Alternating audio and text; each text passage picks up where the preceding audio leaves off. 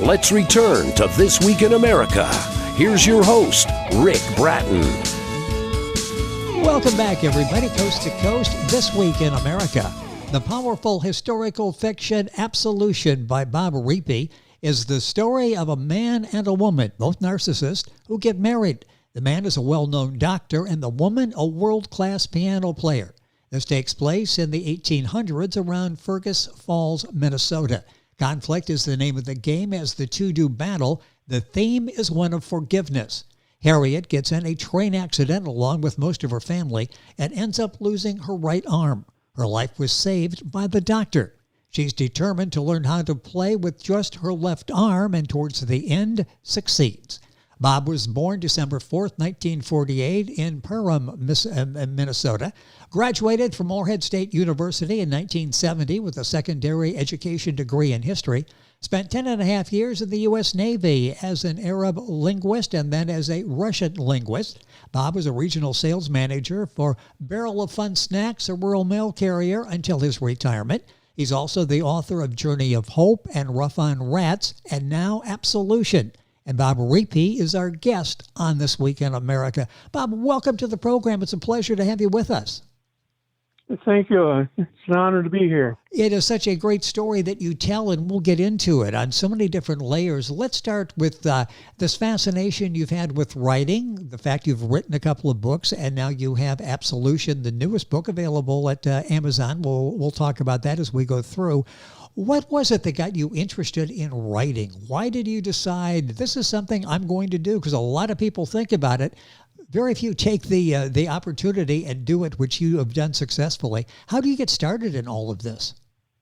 Well, it was a long ordeal, but I've always loved history, and I came across the story about a Catholic priest who actually was married, and he became a priest, and his wife became a nun, and he was a renegade priest. Basically, he had trouble with bishops wherever Yes. he went.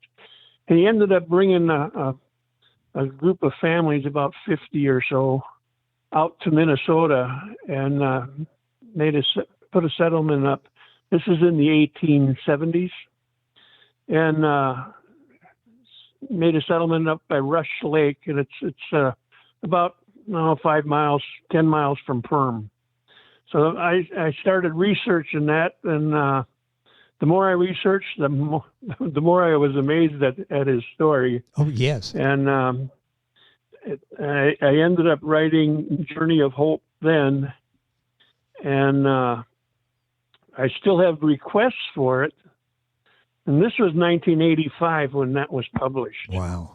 It kind of tells my age a little bit, but in the meantime, I was married, had a wife, and ended up with three children. So that took up a lot of my time. So Yes. my writing kind of was set aside for a while until 2011 about. I started reading a story about a guy that had a rough time of it in his life as a farmer in the 1870s, 1880s. And he was from rural Perm. And so I started researching it in my spare time, and found out there was an amazing story of what he was doing, because he ended up dying, and his name was not on in the cemetery. His name was not on the same tombstone as his wife, and I tried to figure out why. And it turns out that he had been sent to jail, the county jail, and ended up being poisoned.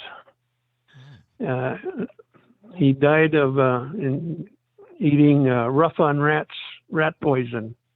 Wow. And he ended up being buried at the Poor Farm Cemetery outside of Fergus Falls.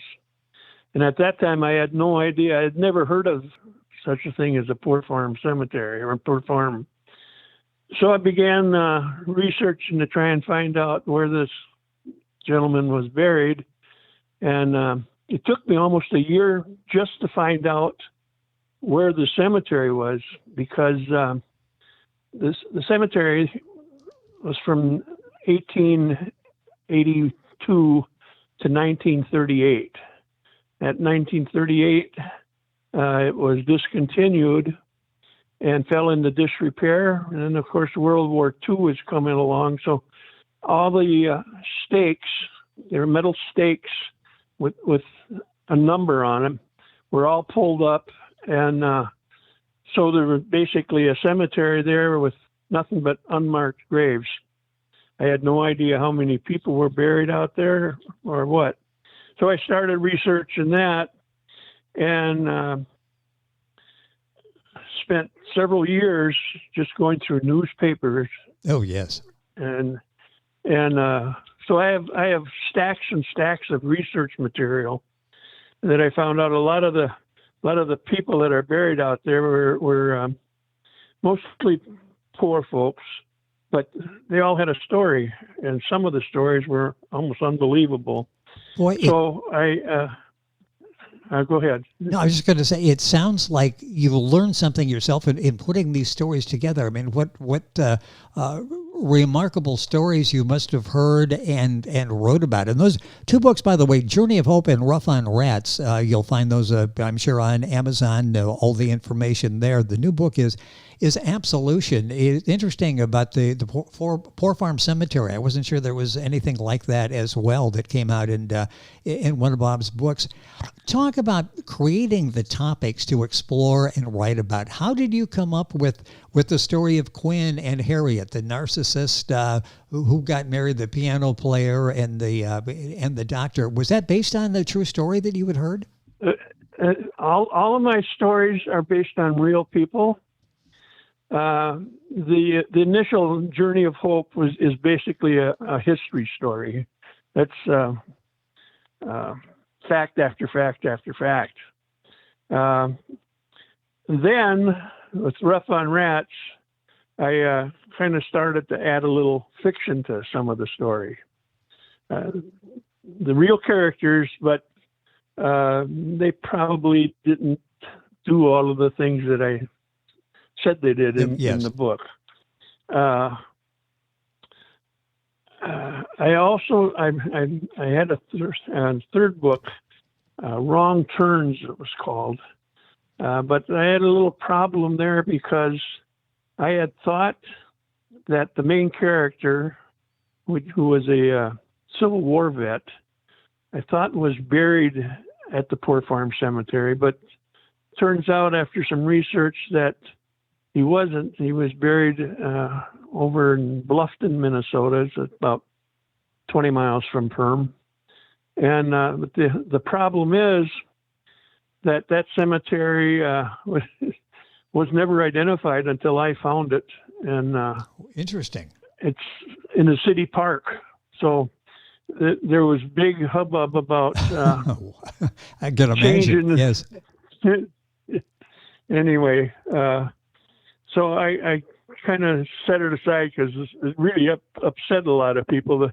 But I'm still sticking to the fact that the guy is buried out right beside the main picnic area in Bluffton. That's just amazing. But then I continued on researching that cemetery, and we found 176 bodies out there. And the way we found them was through metal coat hangers, witching or divining, it was called.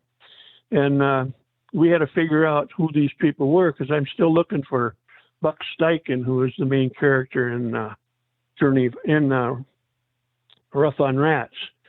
That took another year or so before we finally figured out how the layout was. And we now have about 140 out of the 176 graves, we have them definitely identified who they were. Interesting. And so each one has a little story, and I've been trying to include several of them in each of my books that I'm working on and have written. Well, with us It's a process that'll probably go on for another 10 years. I got probably 5 or 6 books that I have the material that I could put together into novels. I've basically changed now to novels instead of stories. It's interesting what goes into the writing. In this case, Bob Riepe, and if you're Googling, Riepe is R-I-E-P-E. The book, the new one is Absolution. You'll find the book available at Amazon, GothamBooksInc.com as well. All this on our website, thisweekinamerica.us.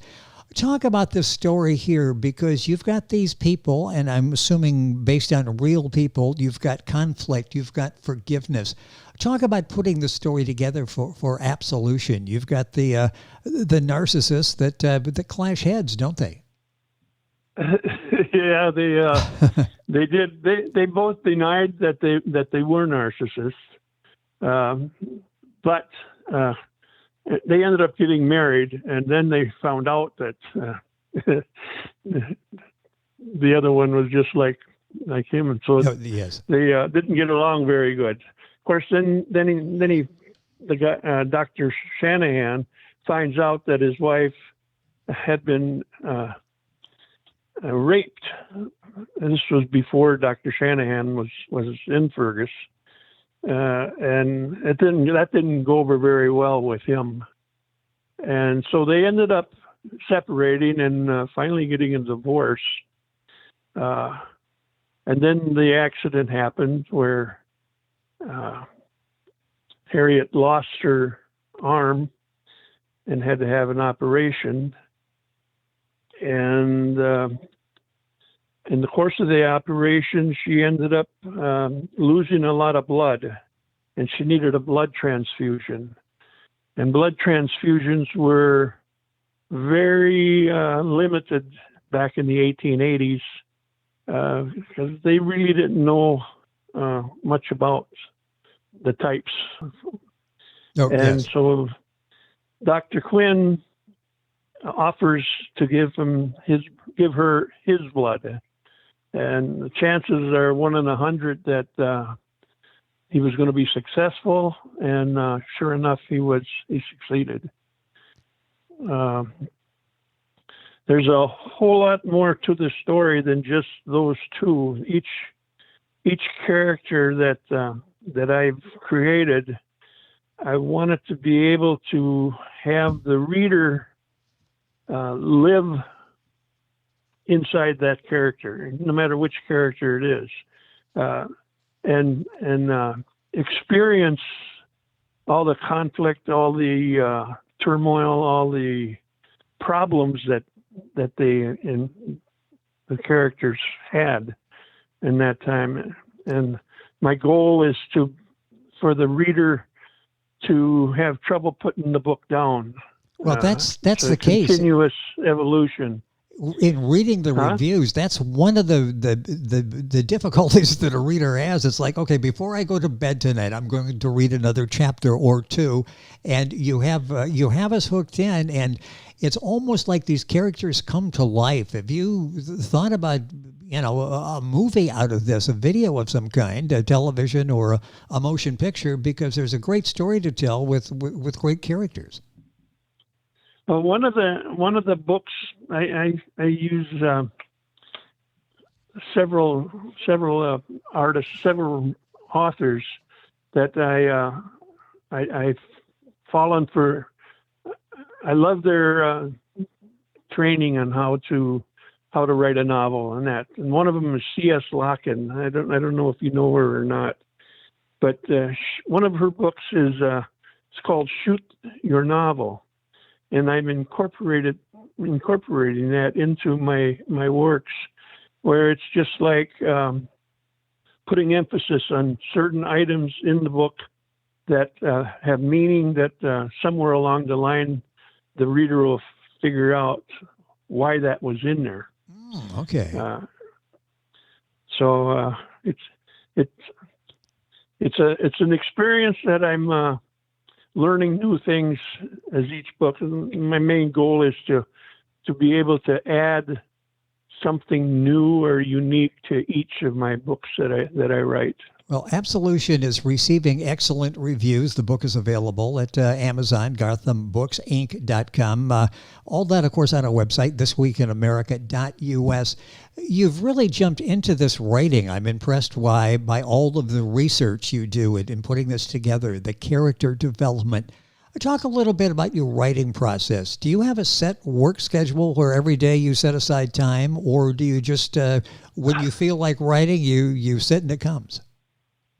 I try to follow a pattern, but a lot of times I'll get up I wake up at 2:00 in the morning, and I have an idea, and I sit down and I start writing, and then pretty soon it's 5:00 in the morning, Yes. and I'm still writing. So, and usually, if I don't sit down and write it right away, by the time I wake up and get out of bed in the morning, I forgot about what I had thought about. Yeah, these great ideas that you have, suddenly at sunrise, they're gone. Is that the best time for you to write? Evening, dark time, when everything is, I assume, fairly quiet? Yes, I think so. I try in the morning. I try to walk 4 miles in the morning when it's nice out, and oh, great! And it gives me time to think about what my next chapter is going to be and how it's going to develop and down the line and that. So, and then if I do hit something, I'll jot that down when I get back, and then pretty soon I'm writing. Do you have a favorite book? You mentioned those, and you sound very attached to all of those, even though, the first book that you wrote, Journey of Hope, was a few years ago. Do you have a favorite, or is it sort of whatever book you're working on now is your favorite? I think that's it. I'm working on, not to get ahead of myself too far, but once I went to the publisher with Absolution, I already started the next one, and it's called Redoubtables. And one of the main characters is a dog. Oh. And a dog that talks, but he only talks to the reader. And he plays an important role in discovering who. There was 2 murders in the story, and he's able to.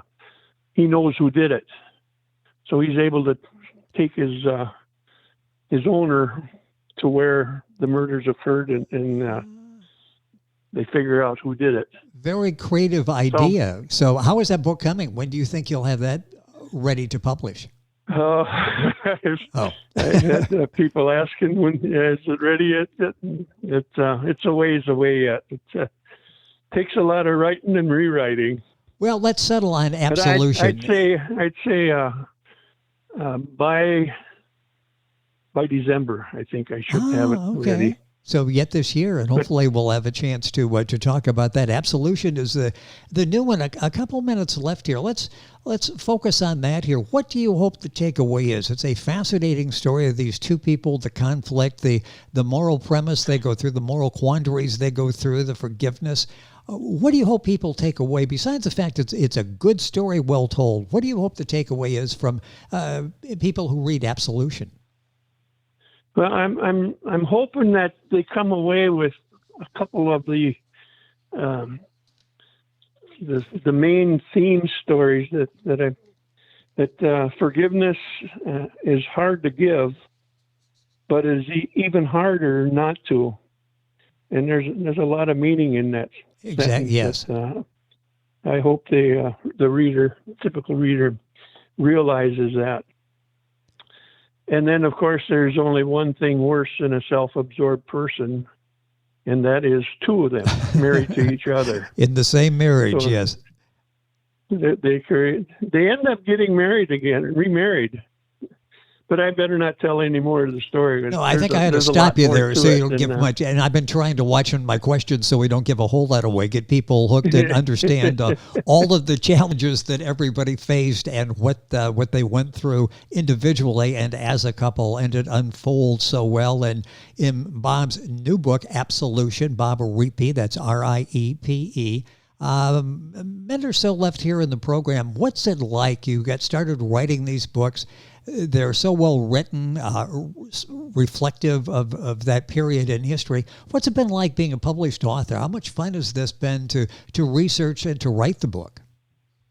Well, it's getting more nerve-wracking as it goes along, because I have a company looking at it for movie rights, and a company, hopefully, that they're going to give a quote and buy the rights to my book.